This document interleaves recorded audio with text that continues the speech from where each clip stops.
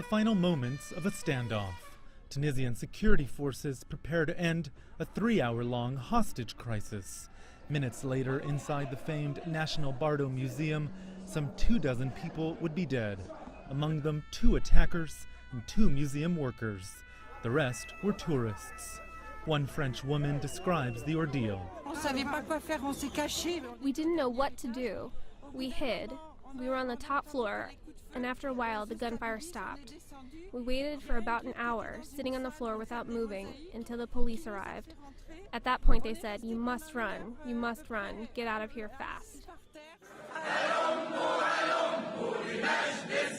Inside the parliament building next door, lawmakers on lockdown defiantly sang the national anthem. After it was all over, Tunisian officials visiting the injured at a hospital denounced the attacks. It's a war against terrorism. It's affected Paris just as it's affected Tunisia, and it's affected Libya with barbaric acts like the beheading of 21 Egyptians. I think that today the entire world is at war with terrorists. Support and condemnation poured in from around the world.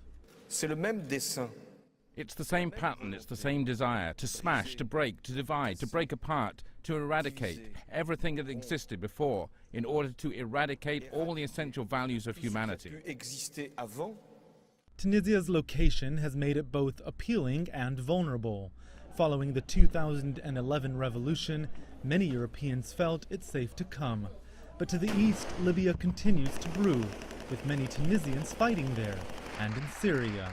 30 were arrested last month coming home. And there's the Western Front, the government's battle with al-Qaeda-linked operatives along the Algerian border. Troops killed 2 fighters there just last week. Well, there had been suspicion for some time that an attack of this magnitude was inevitable. Islamists on both sides of Tunisia's border had vowed to bring the fight to the country's capital. This month, the Tunisian parliament has been reviewing new anti-terrorism legislation.